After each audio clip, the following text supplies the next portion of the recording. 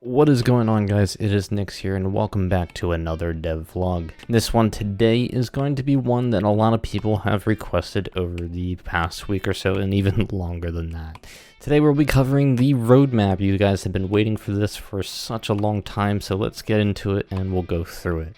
First on our update list here for our roadmap is the Iron Hammer update. This is more of a multiplayer quality of life, if you will, being that there will be player permissions, the ability to kick players, ban players, and you guys will have a longly requested feature being the in-game text chat, so look forward to that.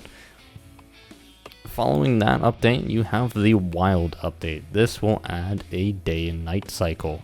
This is something that has been heavily requested over the past, so you guys will finally get to see some more changes to the environment. For those of you guys that are aware, the game is currently set to a locked 3 p.m. in the afternoon sort of daytime, so this will change that, as well as a few other things being weather, animals, and ambience.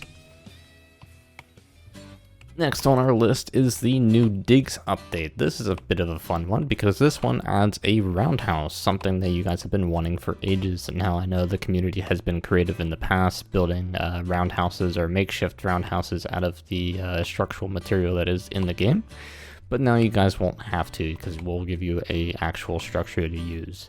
Furthermore, there will be 2 new turntables at least being added, one of which was showcased being the 60-foot gallows turntable. So you guys will have that to look forward to, as well as signs, which has been heavily requested over the last couple of months, ever since the game has pretty much been announced. Lastly, on top of that, you will have an ETD or end of track device as well, and this will be a very simple one for narrow gauge, something a little bit more realistic, so don't expect something modern like a standard gauge bumper system, if you will. Next on the list is the Road Bank update. This will allow you guys to create and name a company. So this is a lot to do with the economics in the game as well as multiplayer. So with that said, you guys will get to create and name a company, send invitations to players for those companies, and have a company balance. And you guys will also be able to transfer money between players or companies individually. Furthermore, next on our list is the Cartography update. This is a map update, and before you guys get excited, no, I'm sorry, I have to disappoint you, this is not the second map being introduced during this update. This one in particular is actually based off the in-game map that you guys look at.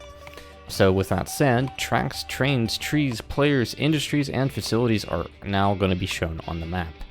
Telegraph office will additionally be added for you guys to be able to teleport from location to location, or rather from office to office. This will have its own unique dynamic mechanic to the game, so you guys will have to mess around with that. Furthermore, placeable markers will be added into the game, allowing you guys to place markers. This should help you be able to survey the land a little bit more, as well as make it a fun little tool to use. For additional content, there will be a velocipede as well as a storage shed for it. The storage shed should also accompany the current handcart in the game. Next on our list is the Eco update, and this is just an update for the economy. Now, we did have the Road Bank update prior to this, but the Eco update is just for us to rebalance the entire economy in the game. Moving on is one of our bigger updates on this list, the Stock and Shop update. This, first of all, will allow you guys to have 3 starting engines fully implemented into the game from the start. With that said, you guys will, when creating a new world, be able to select which engine of the 3 you would like to start with, as well as have the other 2 really discounted so you guys are able to buy all 3 moving forward. On top of that, the bigger part of this update is the long warehouse style building, which will be a sort of locomotive workshop. This will also have a transfer table attached to it, and this workshop will allow you to modify your engines and rolling stock. This will include, and not be limited to, being able to change or relabel your rolling stock, rename your engines, and even recolor them. On top of that, there will also be a durability, so your engines and rolling stock will have durability moving forward after this update, which you'll have to use this warehouse style building to maintain.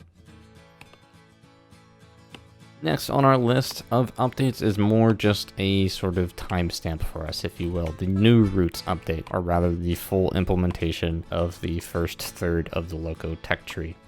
This will also include the fully modeled implemented rolling stock tree as well, so you guys will have plenty of toys to play with after this update.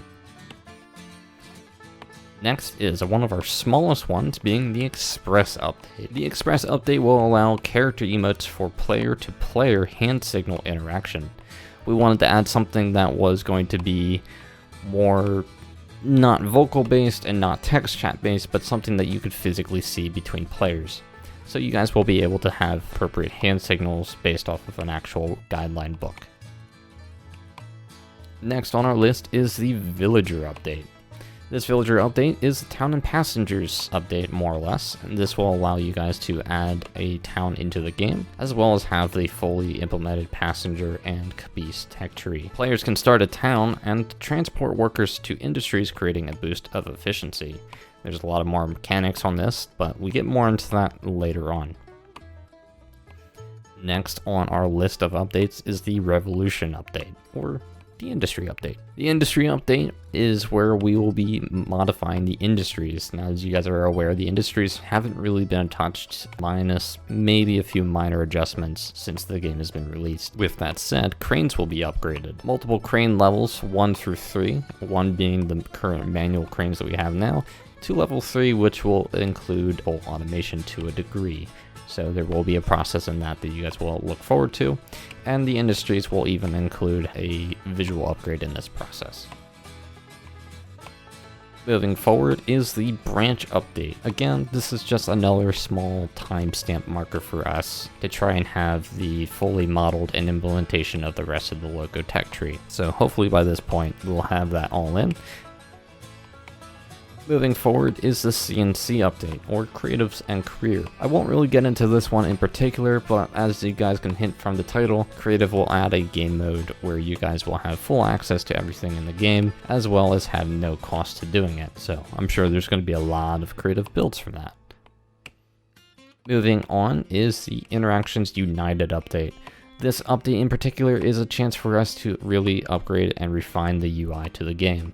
We understand right now that the UI is quote-unquote clunky, which has been said by a number of people, not naming any names of course, but moving forward before the exit of early access, we really want to refine the UI as well as the rest of the game to make sure it's ready for actual full release. Lastly on this list is the Stomping Grounds update, and speaking of polishing, this is again just another one of those sort of things.